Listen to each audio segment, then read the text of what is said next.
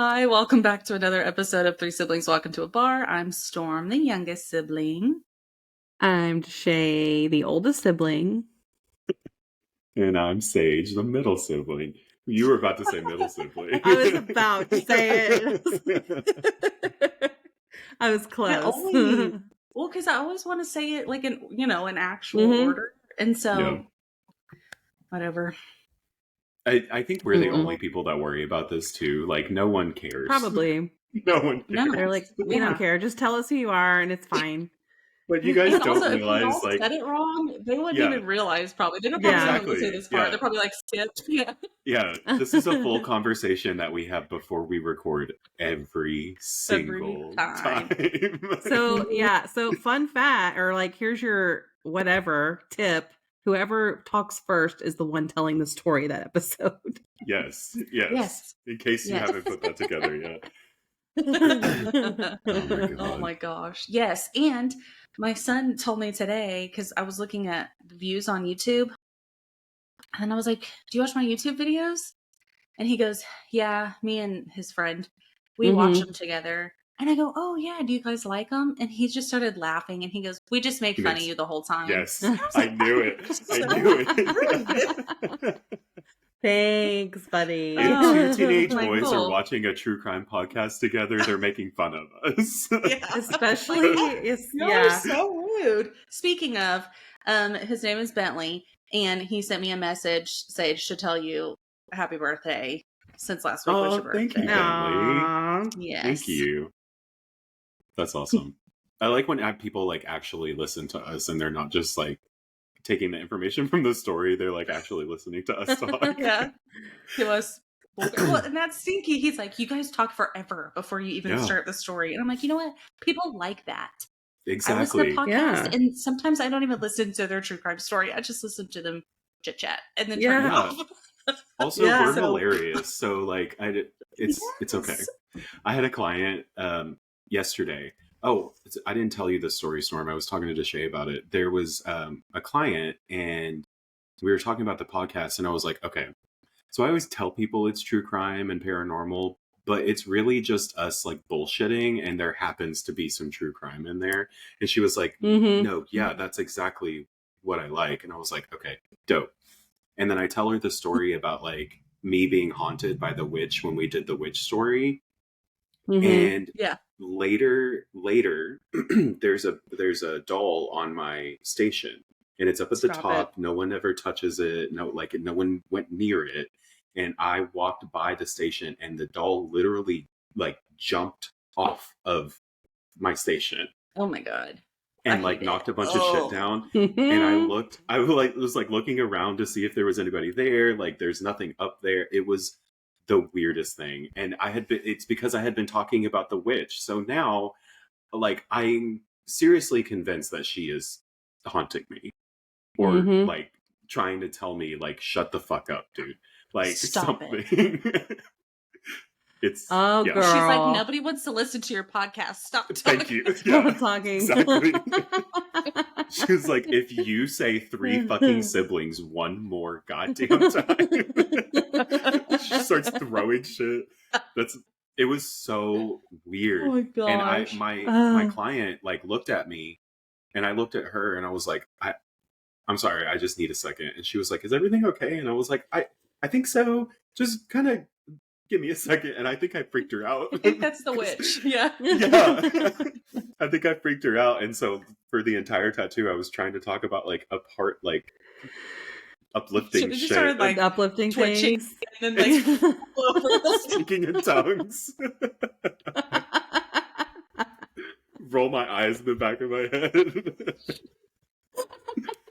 Oh my God. I don't even think I could do that. I would just start cracking up. Like there's no way. Oh my God. See, I always say that. Like, you can always tell when I'm joking because I can't keep a straight face. You can always tell like what emotion I have by my face. Yeah. I have my to get mentor seriously like prepared for it. I have to be like, yeah. My mentor is some of the things he says, and I'm just like, I can't tell if you're joking or not. Like there was one time there was a client in his chair, and he was like, I've known this guy for a really long time, and they like start tattooing, and it's quiet. And then all of a sudden he goes, no, dude, get the fuck out. Get up and get out of my chair. Get out of my shop. And I turned around and I like kind of like was waiting for something to happen. And then they both start laughing. Yes. And then they both start laughing. And I was like, Jeremiah, like, you can't do that. You're scared. You shit out of That is me. not appropriate. Thank you. Yeah. And then like the time that he called me and was like, dude, like, what the fuck did you do to this client? Like, you have to come up here. Like, she's trying to get legal action, like trying to get us to pay for the removal and shit. No. He was joking. I went up there and I was like almost in tears, like freaking out because it's never happened to me before. So I was freaking out, and he goes, "Oh no, I was just kidding." And I was like, "Okay, all right." Oh my God, I would have shit my pants. Literally, I would have literally gotten my tattoo gun and like X'd out his face. Yeah. Oh, asshole! Oh, that would have been so mad. Yeah.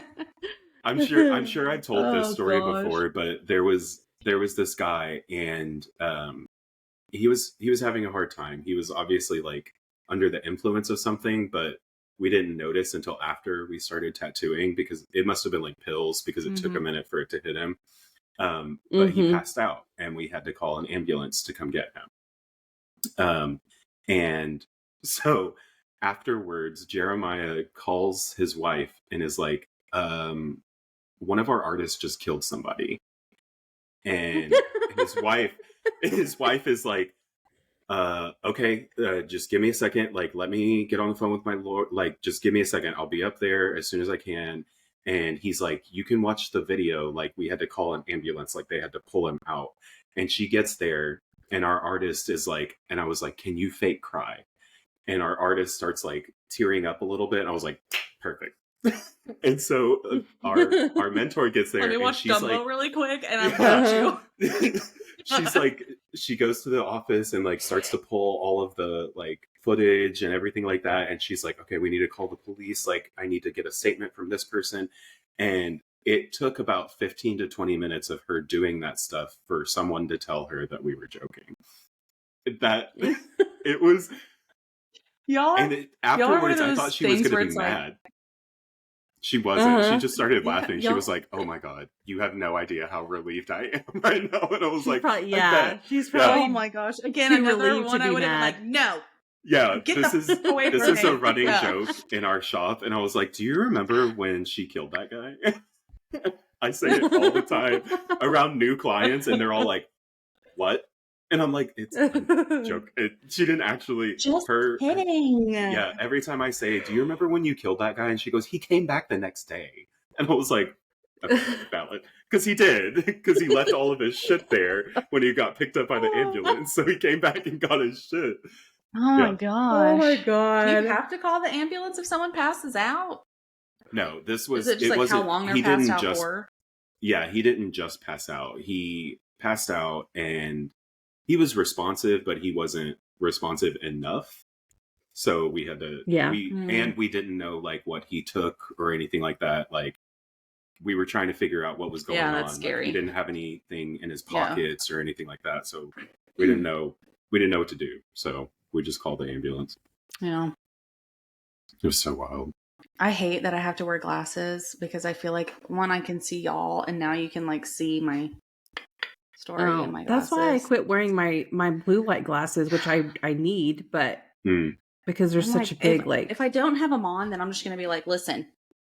The story happened.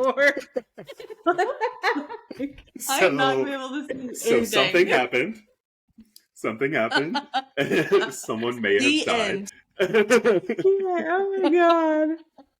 Welcome to my podcast. Yeah, like, I have to have them on. Oh my God, my eye itches so bad. Sorry, YouTube, because y'all, all I'm doing is I'm too old to laugh that hard. Sticking my finger in my eye. But like this, like nowadays, that would be like a performance piece. Like, you have this like big thing where you promote your podcast, and then you sit down and you're like, I have a story. And that's the end of your podcast. That's it. That's This is my performance art. story. Exactly. That's it. Scene. Yeah. Yeah. Mm-hmm. Oh my gosh. Speaking of performance art. I have somehow wound up on the French like musical side of TikTok. Interesting. What have you been liking? I don't know. So it's this, but the thing is like now I can't quit watching it because it's this one specific musical and it's called like, I don't know, Moliere or something like that. But the cast is gorgeous. Oh yeah. And like the guys, they're beautiful. And the girls, it's just, and the songs are good and the dancing, it's like, I don't know. You have to send me one because I want my TikTok to look like that too. I want to see pretty people that can sing nice. Like they're beautiful. And then they talk in French and they have all these TikToks. So now like all their personal TikToks come up, like the cast. And I'm like, I have no idea what you're saying, but I'm just going to watch you. Yeah, exactly. But continue. Please keep talking. All the comments are like, I have no idea what this means, but I'm here for it. Yeah. Yes. Love it. People make fun of me because TikTok I have will just put you in a whole thing. That's very true. People always make fun of me because I have a thing for accents. Like I love accents, and specifically like the Louisiana like Creole kind of accent. For some reason, I don't understand what it is, but I love it. And people make fun of me all the time. They're like, "There are so many other like pretty accents," and I was like, "That is pretty to me." Like if I see someone speaking that, I'm like, "Can you just keep going, keep talking?" Like, tell me a story. I love that. Like, I just love like really deep voices. Really, like Renee from True Blood. Yeah. Oh yes. I know that's not his real accent, but I could listen to him talk for weeks. Like it's crazy. Every day, all day. Yeah. Like put my headphones in and put me to sleep. Yep. Yeah. Also, True Blood. Like I forgot about that. I know. need to go back and watch that again. All of it.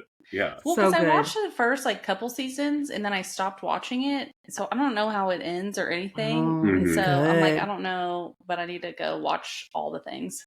It's so hard to watch, like with children. Obviously, you watch it when they're not and around. they're like 75-minute long episodes, so it's like it takes forever to get through them. So Yep. It's gonna be speaking of True Blood, I'm just kidding. This has nothing to do with True Blood, but I was about to say vampires. That would be pretty dope. Have you guys heard of the Lululemon murder? Yes, kind of. I feel like I've heard of it. I'd never really looked into it. So I knew of it and I couldn't remember what exactly happened. So I was like, I feel like I remember this story. So I went and read a little bit about it and I was like, I remember. And so I was like, okay, let me do some things. Oh, yeah.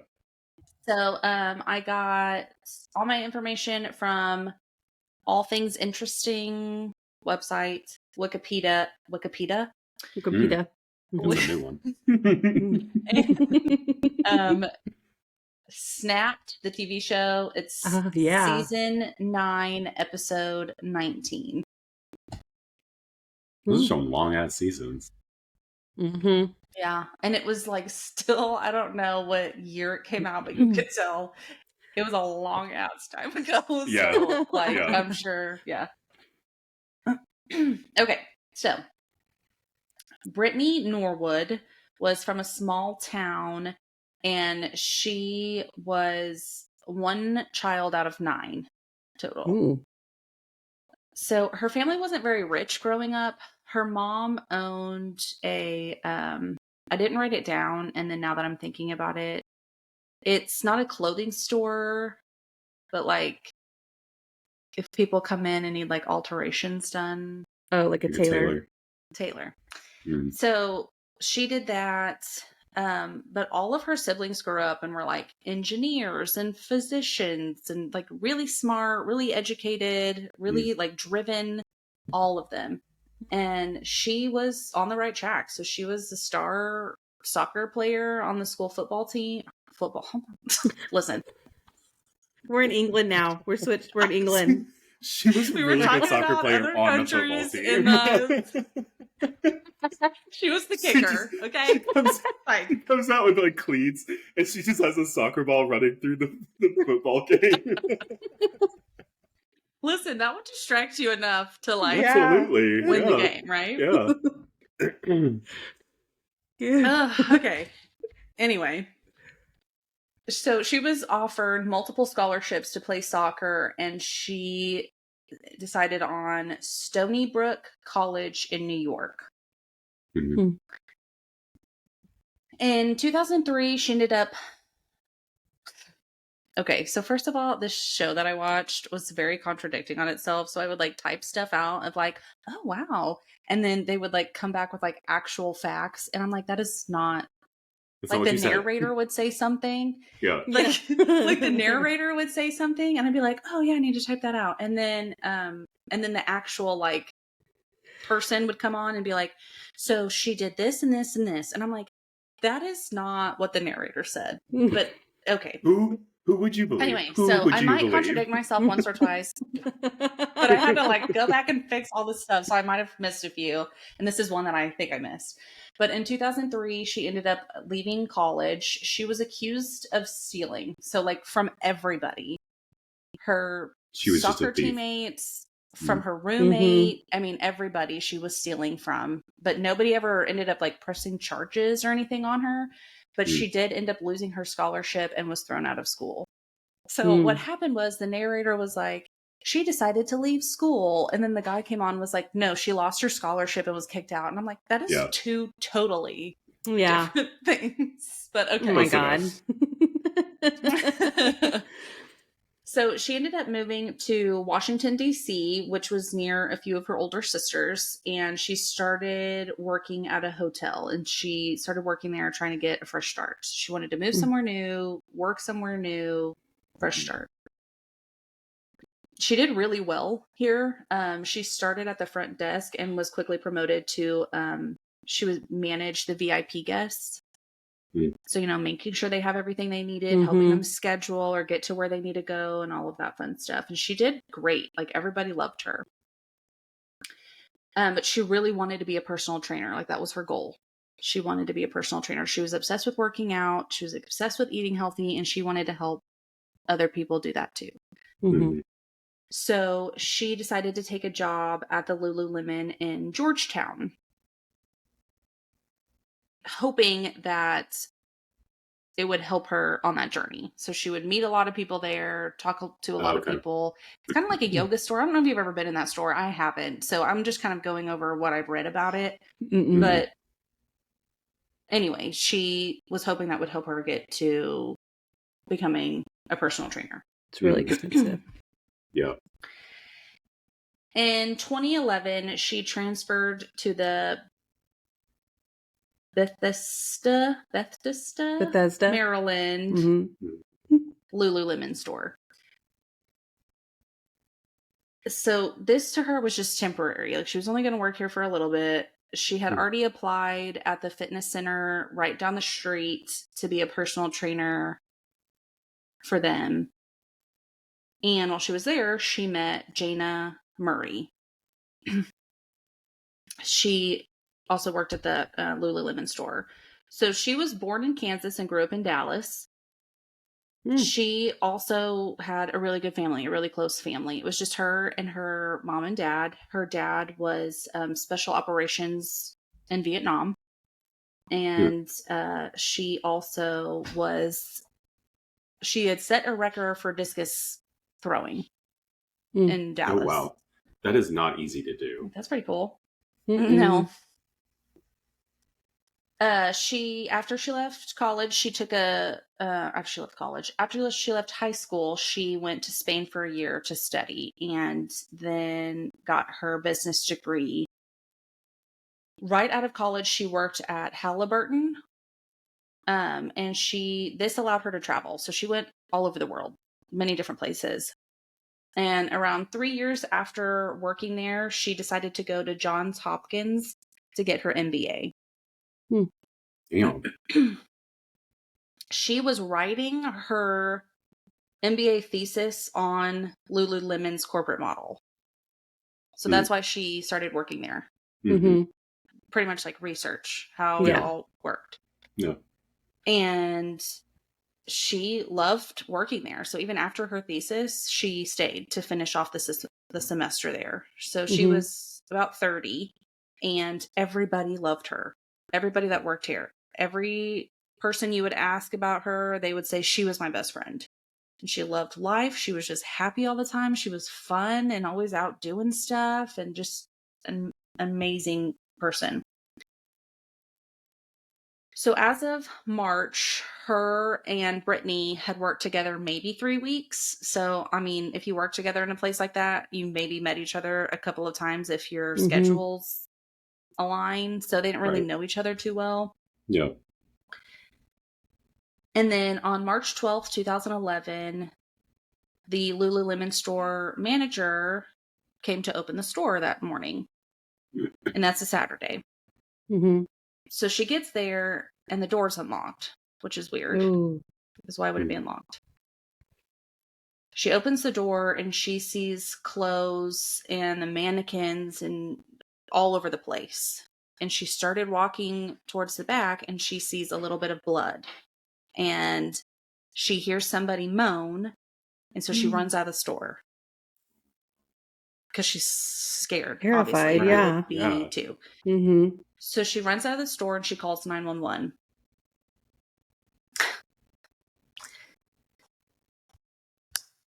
First of all, so she's outside waiting for the police, not on the phone with 911.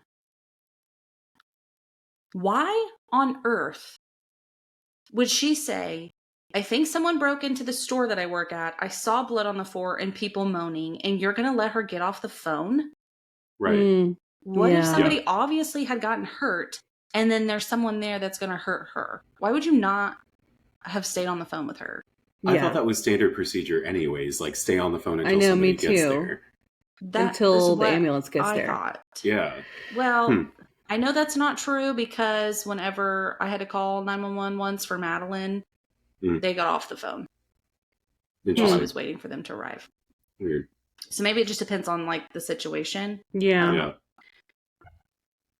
So she was waiting outside, obviously upset, and this man walks up asking her, what's the matter? Like asking, like obviously she's upset. He's trying to help her. He's like, what's the matter? What can I help you with?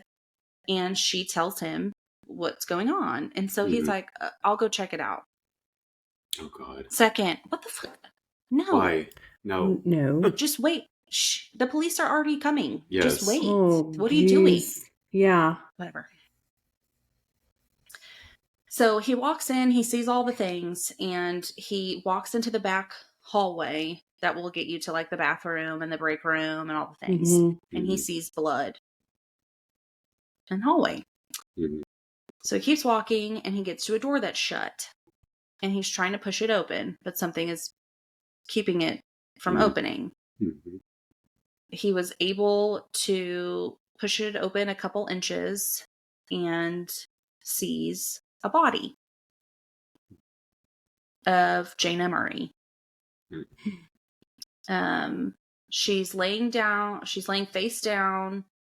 There's pools of blood all around her, and there's blood splattered all over the walls.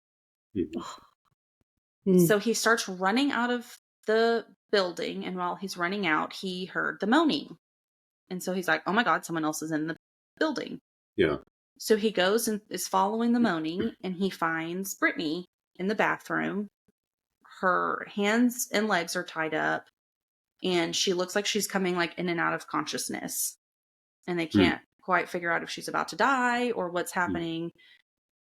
So the store manager calls 911 back and was like, you need to bring an ambulance. There's someone that we think is dead, and then somebody else who's still alive, but I don't think she's going to live much longer, is what she says. It's not quoted, but that's the gist of what she said. Yeah. So when the police arrive, they saw all the registers were open and completely empty of cash, and all the safes underneath the cash register were also open and completely out of cash. And there obviously was a struggle between all the things thrown around everywhere, the mannequins broken, all the stuff. So at this point, they're like, okay, this was a burglary gone wrong. Hmm.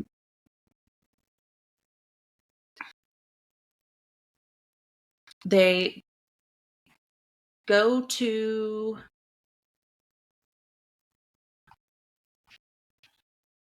They go to the break room where they see where Jayna was. Mm-hmm. And there's tools all around her and on top of her, like a hammer. There's like paintbrushes, like an iron rod, all sorts of stuff, and it's all covered in blood.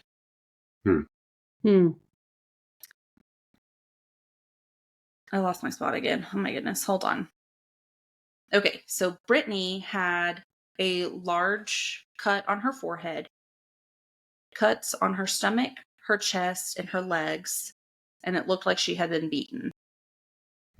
She's rushed to the hospital, obviously. And Jayna has injuries pretty much the top half of her body. So she's got them face, back of the head, neck, arms, hands, back. Oh, she's got them everywhere. Oh boy. So later that night, they go to the hospital and Brittany's awake. And she told the police what happened. So she said that they had closed and left for the night at probably around 9:45. A few moments later, not minutes, maybe about 15-ish, Brittany gets to the metro and realizes she left her wallet at work. So she calls Jayna back because Jayna's the one that's got the key. And she's like, hey, can you please meet me back at the store? I left my wallet. So they get back to the store. They're searching everywhere for the wallet and they can't find it. Jayna tells Brittany, you can have my Metro card. You can use it for tonight. Come back tomorrow and we'll look for it again tomorrow. She's like, okay, cool. So they're walking out of the break room. Jayna's walking first. And when she gets out of the hallway, someone punches her in the face. And then immediately another man comes around and grabs Brittany and tells her, if you say another word or start screaming, I'm going to slit your throat. She said Jayna would... Horrible. She said Jayna would not stop fighting and yelling. And so the man that had her drug her back towards the hallway. And she said she heard a door shut and that her screams eventually stopped. So while that was happening, the man with her is asking her, like, where's the money? How do I get the money? We just want the money. Yeah. He walks to there's a room that they have to go to get the key for the safe. So he walks her back there. They walk back. He gets the money. And then he starts dragging her into the bathroom. Okay. That's when he starts slashing her with a knife. So on her stomach and her chest. He cuts her pants, sexually assaults her. And then they leave. God. During the interview, she's telling them, like, at some point I blacked out during the attack. And then I woke up when she was getting removed from the bathroom. Like when the police were getting her out, or the ambulance. She was talking about how upset she was. She was like, it's all my fault because I left my wallet. If we hadn't gone back there, this wouldn't have happened. All the things. So she couldn't really tell the police anything about these men. She said that one was a little bit taller than the other one, but they were wearing all black and they had black ski masks on. So she couldn't see what they looked like. When they were looking around the store, they find 2 shoe prints, that had been walking in blood. And one would have been about Brittany's size. That would have taken them to the place to get the key and then back to the safe.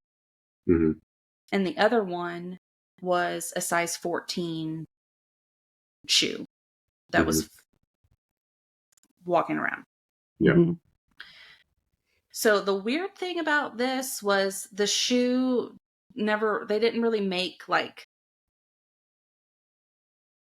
it wasn't like, okay, walked over here to get the safe, walked to the key, and then left. Like, they were just all over the place. Like, it was really weird how they were laid out, and they never actually left the store. So there wasn't they're a like, did he direct take his path, shoes off? Yeah. So did he take his shoes off and then leave? Like, I don't know. It was weird.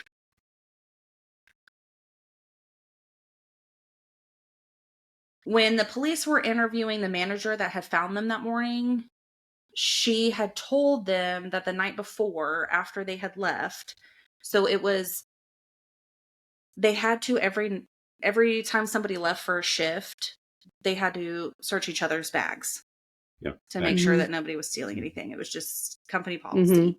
Right. So when they did that, Jayna had found a few things in Brittany's bag. And she thought that they might have been stolen because Brittany couldn't give her a receipt for the stuff. Yep. And we know that she's already had issues before stealing. Yeah. Right. So anyway, she had called the manager to let her know, and the manager's like, don't worry about it. We'll deal with it tomorrow. Just go home. She's like, okay. So between her leaving and before Brittany called her back, she called the manager and told her that. So that's weird. And then they check the camera. So there's a camera there's an Apple store right next door. And there's a camera, and you see two men completely wearing black, quickly walking past the camera. So it would have been in the back, like the alleyway. And they're like quickly walking. So they're like, hell yeah, that's got to be them. We've got them. So at this point, they're on the hunt for these men. So what they're doing is they're going from store to store and kind of asking, do you know these people? Have you seen these people before? Do these people work here? Like, do they look familiar? Well, they really wanted to talk to the Apple employees because it was their cameras. So they were thinking they might have seen something, heard something, whatever. Right. And it was lucky for the detectives because the iPad 2 was coming out that next day. So all of the Apple employees were there working really late because they were getting ready for the new launch of the iPad. Okay. So they were all there weirdly late. It wasn't normal, but they were all there. But nobody knew who the men were or had seen the men. But the manager that was working at the Apple store had said that she had heard what she thought sounded like furniture moving. So their stores back up to each other. So she's sitting in the office, manager, whatever. And then the other side, I'm assuming, would have been the break room to Lululemon. And she's like, it sounded like it. And she goes, and then I heard people fighting, and then I heard screaming. And nobody called the police. So they thought it was just like drama, just like. Oh my God. People are stupid. Here's my PSA for this. Like, I know people want to be like, it could just be something silly, which it could have just been drama. Right. But like, just if it's ever a suspicion in your brain, just call 911 and just be like, listen, this happened. Can you check it out? Yeah. Wouldn't hurt. Doesn't hurt anybody. Rather be safe than sorry. Exactly. Yeah. So then I guess she had told a couple of the employees what she had heard. So they kind of were listening, and multiple employees had heard somebody scream, "Oh God, please help me." And then they heard another voice reply back, "Just talk to me." And no one And so the like went and checked. Like, what? right? That's ridiculous. What part of that? What if someone saying, "Oh God, please help me," screaming, Right. doesn't make you think I should probably call 911? Exactly. I'm not guilt tripping. I can only imagine how she felt after she found out that that lady was dead. But right, just whatever. It's easier to say standing over here than it would be like if you were in the situation. But just very true. Don't be afraid to call 911. Like Mm-hmm. it's your job to bug them. Right. Exactly.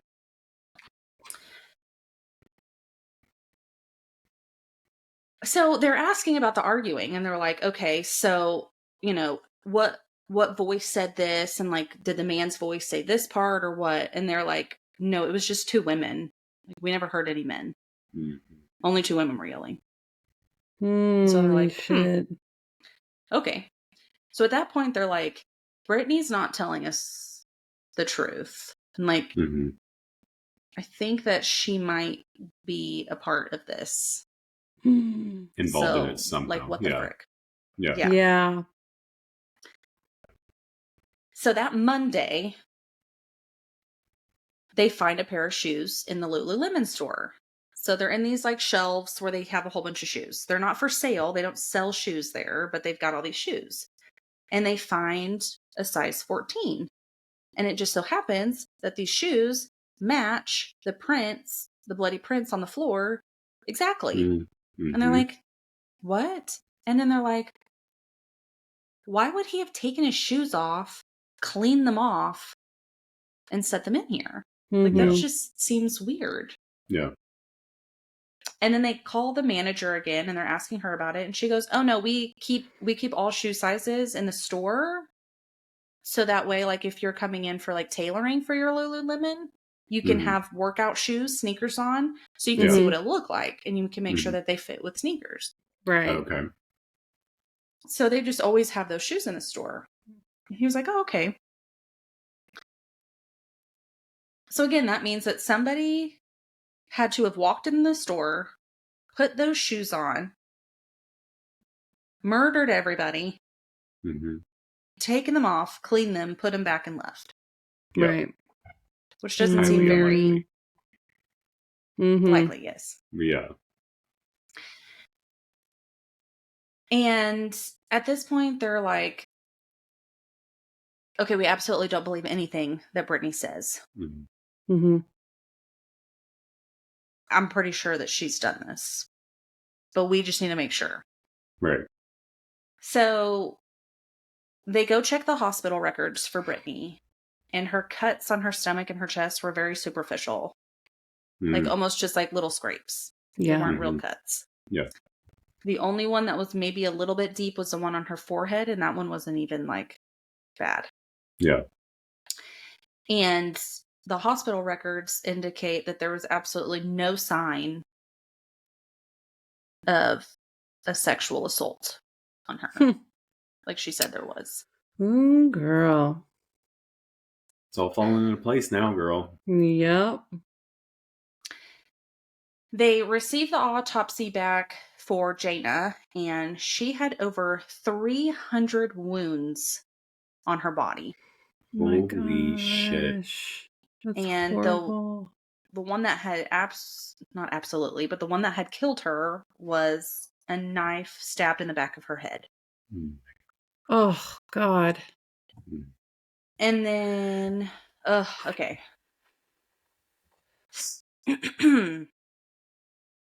So the two men walking down the road. So they're like, okay, we gotta, check all of our things just to make sure, because she obviously, like they said on the episode, they were like, she had every sign of somebody that had been attacked. Like there was, whatever. I don't know what those signs are, but she had them all. So they were like, let's just make sure there were those two guys that were walking. Yeah. So they are, going through doing their talking to people about who this was, and they find out who these two men were. And they're dishwashers that work at the restaurant down the street. They were just walking to their cars, trying to leave. So then they're like, no, Brittany absolutely killed her. Mm-hmm. Sage disappeared. So they're like, no, do I just finish? I'm like, I don't know what to do now. I'm like totally freaked out. Do you think the cat turned off? Oh, it could have been. Oh no. Or maybe he can still hear us and he's like, oh my gosh, I'm right here. Maybe. I'm waiting for the text that we're probably going to get. Yeah, I was like, oh my gosh, the cat did it again. Or he's going to be like, my computer died. Oh my gosh. No. We were just getting to the good part too. Sheesh. Oh my goodness. Should we just text him and say, are you alive? Yeah. Like, oh my God. Did Is the witch Brittany get in your you? house right now?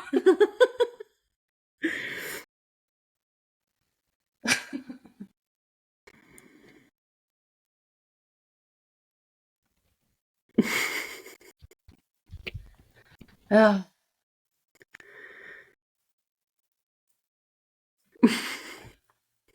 Listen, y'all, I can't. If it's not Riverside, it's his computer. Oh my God, I'm telling you. Oh my Hey, gosh. you know, I finally had to like close all of my windows like that I had open because I would have like, you know, because this is my work computer too. So I would have all of it open. And I mean, that's been keeping me from freezing so far. Knock on wood. Oh, good. Well, why you got all those things open anyway? Listen, I don't know. Are you also one of those people that have great, he thinks it's the witch. Perfect. His Wi-Fi is out. I swear I'm one of those people that like anyway, are you one of those people that have like 47 text messages that aren't read and like 897 emails and stuff? No. Oh, okay. Because I'm like, Matt I can't. Like, I will have a full-on fit.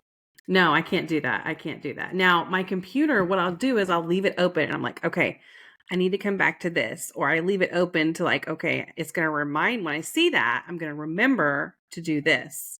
Yeah. It's just, I'm just how my brain works. Like, leaving reminders in my phone. Okay, literally will put a reminder in that's like, in 1 hour, look this up. Or like, when you get home, call this person or whatever. Excuse you. I'm sorry. That was it's so the rude. witch. I swear it's her. So rude. I swear it's her. My Wi-Fi went out. That's what happened. I was sitting here and I was like, it'll stop. It's okay. They'll start talking again. She'll start talking again. Hold on. Just wait. And then it was like, nope. I was like, wait, he disappeared. What's going on? And I was like, do you think the cat got rid of the Wi-Fi again? I went and checked. He's sleeping right in front of the door. It wasn't him. Oh, man. Oh. Okay. Are we ready? Ready. Mm-hmm. Okay. All right. So they found the two guys. They were, did I tell you this part? Which part did you? They were dishwashers. The restaurant people? Yeah. Okay. So at this point, they're like, okay, Brittany definitely killed her. But everything they have is circumstantial evidence. Like, they cannot arrest her for anything. Because there's nothing that points to she actually did it. Yeah. So on Tuesday, they find Jayna's car a few blocks down in a parking area. Mm. And inside the car is blood. Interesting. On the steering wheel, the drive shaft, the seat. So this means that Jayna had gotten murdered, and then somebody moved her car. Mm-hmm. Mm-hmm. So the police are like, let's set her up. She doesn't know that we know this. Mm-hmm. She has no idea that we have this car. Mm-hmm. Let's get her. So they call her in to get fingerprints and DNA. And they tell her that we need this because we need to make sure that your fingerprints aren't the fingerprints that we found in the store. Mm-hmm. And like DNA. Just to rule you out, basically. So she's like, oh, okay. Yeah. Like, not, Yeah. Okay. And so there was 2 detectives in there questioning her afterwards, asking her all kinds of questions, again, like, remind us what happened, go through the night again, blah, blah, blah. And the guy goes, he was so smart. He left this towards the end, like it wasn't important. And when they were talking about, he asked her again, okay, so when you left, where was Jayna going? Where was she going after she left work? Did you know? And she's like, well, as far as I know, she was going home. And then he goes, oh, okay, was she in her car? What car did she drive? Do you know what kind of car she drove? And she goes, no, I don't know. I've only really seen it once, maybe. And he was like, oh, okay, so you've never like ridden in it or anything? She was like, no, never been in her car. So they're like, okay. So they let her go. And then they get DNA back from the car. And they go, huh, that's weird. This is Brittany's blood in the car. So that's silly. But she said she doesn't know what she drives and she's never been in the car before. Right. Yeah. So when they get the DNA back, at that point, they are in the middle of trying to get an arrest warrant for her. Well, while they're in the middle of doing that, they get a phone call from Brittany, who's like, I have more I need to tell you. And they're like, okay. So she comes back up there to talk to them, and she tells them, well, after they killed her, they told me that I had to move her car. Oh my God. And so they told me to go park it in the parking area, and then I had to come back. And if I didn't come back, they were going to kill me.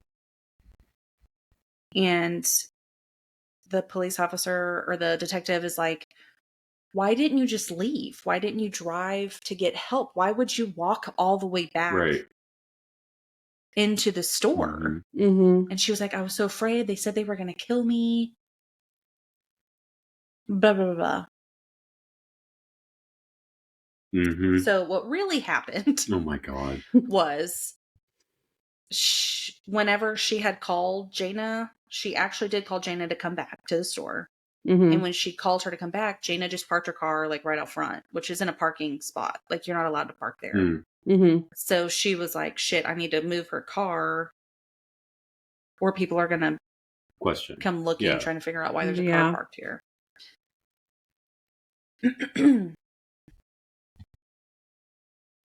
So at that point, before she didn't go home that night, they ended up arresting her for the murder of Jayna.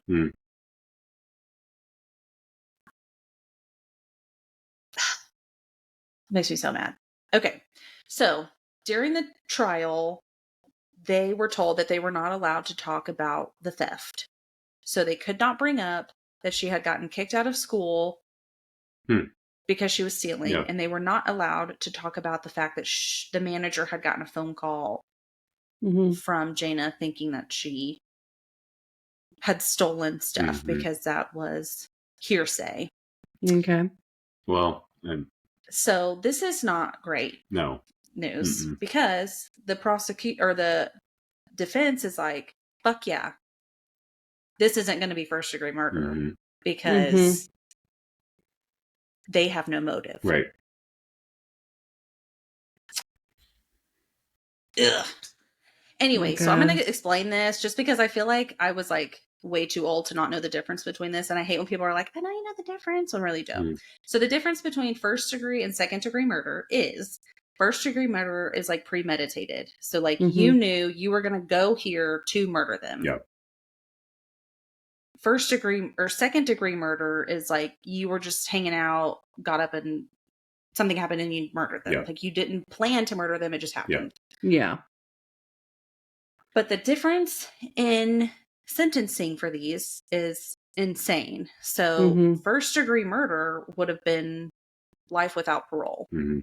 And second degree murder could have been as short as 15 years. Yeah.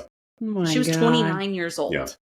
So she would have been pretty young by the time she got out of whatever. So the prosecution's like, shit. That's not good. Right. So they focus their whole thing on how brutal the murder was. And that there's no way that she just lost it. Yeah. So Jayna had been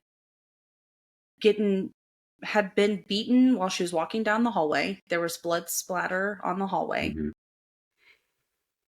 She had been followed down the hallway into the break room. Blood spatter also showed that she had been beaten standing and then into a crouching position and then was beaten while she was on the floor. Jeez. God. The medical examiner said that she had lived through all 300 plus wounds. My God. Jeez. The very last one is the one that killed her. Holy fuck. So she had been beaten for over 15 minutes. Oh my God. And at any point, Brittany could have stopped and she would have survived. Yeah. Yeah. She had literally been sitting there beating Jayna, got up, grabbed the knife, because the knife was found in like the kitchen area of the break room. So that means she had to get up, walk over, grab the knife, came back over, got her in the head. At any point, she could have stopped. Yeah. And she didn't. Yeah. So the defense flat out says, like, their strategy is, we just want second degree murder. So they flat out say, yeah, she did it. She murdered her. But it was a crime of passion. She just lost it. They were arguing, like you heard the Apple people heard them arguing, and she just lost it and killed her. Yeah.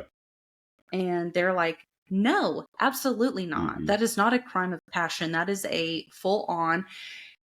And they could not bring up the fact that she called her to come back. Yeah. They were gone and she called, and they could not bring that up. Ugh. Anyway, so November 2nd, 2011, jurors charge Brittany with murder. When they are asked if they believe it was first-degree murder, every single juror raised their hand. Damn. So she was convicted of first-degree murder. Yes. Good. They had one of the jurors on the Snapped episode, and he goes, no, it was really troubling. Like, it was like a whole conversation that there was no motive. And he was like, but you just knew. Like, you knew that it was. She was given, or no, so right before sentencing, I think this is just fairly common. I think this is everybody, but right before sentencing, she was able to give a statement. Yep. And she pretty much sat up there and begged for mercy. Oh my God. She was like, I don't want this. She's like, it's not for me. It's for my mom and my dad. And so that they, have some hope later, please give me parole or the chance of parole or, whatever. And the judge is like, I have people come in here. He said 99% of the people that I have to sentence have no family, no help, nobody here for them. Yep. And he was like, you had that. That makes this so much worse because you could have had the support you needed and you didn't use it. And so then he gave her life without parole. And she is now in the Maryland Correctional Institute for Women. Damn. For forever. So she did it because she didn't want to get outed about stealing the Lululemon clothes. Oh my God. Huh. And that was the other thing the judge said was like, this makes this also horrific because you did this over an $80 pair of pants. Yes. That's so insane. I feel like I've heard about that before, but I never knew the details of it. That's yeah, bonkers. Could you? Crazy. I just don't imagine. Actually disgusting. I can't imagine like being that mad about something or so worried about something that that you have to kill somebody for it. Like I don't. Right. I've never been taken to Like, somewhere like that before. I just don't get it. Yeah, over $80. Like, Exactly. it's not like and I really don't even think they would have, like, arrested her or anything. I mean, maybe, because, I don't know. But, like, would have... You can get fired, but, like... You can is get that did you need to murder somebody? Yeah. Right. Yeah, like... You lost your life. And then life I'm thinking, now, well, too. maybe it's just because... Exactly. And I'm like, well, maybe it's because, like, all of her siblings were, like, well off and were doing really well and, had done really great for them. And then she's the one that's, like, got kicked out of school and, not making a shit ton of money like everybody else. Right. I'm assuming probably would be as a doctor and an engineer and, Makes sense. And so she was like, shit, like, I can't, like, this can't happen to me again. I can't get fired again because of stealing. Yep. So I don't know if maybe it's just like a whole, like, but again, was murdering her right? Yeah, like, was it better? Like, and why did it? Why so brutal? Why 300? Yes. They said it was probably around like 330 wounds, and they were like, she had cuts all on her hand. Her hands were completely bruised, and they showed all of it in court because remember, they're trying to get her to get first degree murder, so they're showing them everything. They showed them the wound on the back of her head. I mean, everything. And I didn't mention this. She had taken the knife, cleaned it, and put it back. Oh my God. No. Oh my God. Psycho. And then, so she came in, murdered her, moved her car, came back, got the shoes, staged the shoe prints, gotten something to cut herself with. She cut her stomach and her chest. She cut a big gash in her forehead, tied up her hands, tied up her feet, and laid in the bathroom until the morning. That's not just like this was crazy. An accident.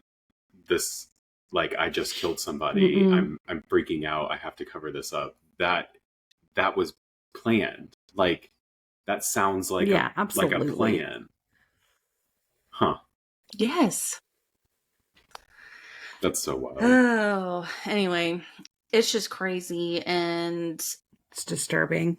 Oh, and then the juror said too, he was like, when we said first degree murder, he was like, she like slouched and put her head down. And he was like, but it was like someone learning disappointing news. It wasn't like somebody completely devastated over a loss or something. He was like, it was like she knew, but she was just disappointed. Right. And I'm like, I can imagine. And then I hate it. You said that, and that poor girl. Yeah. I mean, like, you said that she only had her mom and dad. Like, I can only. It was her mom, and her dad, and then Brittany had 8 siblings. Her mom and her dad. Like, and they were all. I mean, I don't know their situation, but I feel like ours can't be too much different. Where I'm like, if I made a crap ton of money and you were just having all these issues, like, I would help you. Right. You know what I mean? Yeah. Like, so it's not like, and she purposely moved to Washington in the first place because her sisters lived there. Exactly. So she wanted to be close to her she sisters. was around so obviously, family. if you hated your siblings, you wouldn't want to move closer. Right. Yeah. She should have just stayed at the hotel. Yeah. Yeah. She obviously was fine. Oh, it's highly disturbing. Good job, but that sucked. Yeah. I wonder if it was also part of like this is going to sound horrible, but part of like the privilege. Like, she was like, oh, I can get away with this. I can do that. Mm-hmm. Yeah. Mm-hmm. Well, and in the thing that so Brittany's African American. Okay. And she was, telling the police, like, they were racist. They kept saying racial slurs to her. Mm. They raped her. They sexually assaulted Jayna. They, murdered Jayna. And he was like, it was so weird. It was like every horrible thing a person could possibly do, she was saying that these people did that. And he was like, and usually that's kind of a red flag for anybody. Yeah. And he was like, but I mean, like, she had cuts on her. She looked like she was beaten. She was having trouble staying in and out of consciousness when we found her. And he was like, why would we not believe her? Why would you why would you not believe somebody in that situation until you start getting the evidence of it? Yeah. That's so wild. And then it was like horrible. And then like, it's like you see all the things that she said. Like, she got sexually assaulted. Mm-hmm. She, and like the things she said about Jayna, like, it was so nice that she let me use her Metro card and stuff. And I'm like, all that shit that she said. And it's like, and then you find out that she's the one that did it. And I'm like, you don't get to say stuff like that. Yeah. Like, you don't get to, like, just makes you even more mad when you think about it. Also, how do you do something that brutal and then turn around and just be able to, like, play the victim or, like, just talk about it like nothing happened? Like, that's... She's psychotic. Yeah, that's underlying issues. So you, like, people shouldn't be able to do that. That's so wild. No. Like, I can imagine you, like, trying to figure it out, right? Like, if it really was, like, a crime of passion, you're like, damn. And you, like, sitting there trying to figure it out. But this is more than, like, trying to figure it out for a little bit. Like, this is a full-blown... Right. Like, I don't... Yeah. I can only imagine. Yeah, that had to have been, like, I don't know. It's just too brutal to, like, for my brain to, like, it's only over $80. Like, it just doesn't compute. Doesn't make sense. Compute. Like, it, like, so that's why she was on Snapped. Oh, yeah. I guess that makes sense. Yeah. And then one of the ladies too that was on there, I think she was a reporter that was in the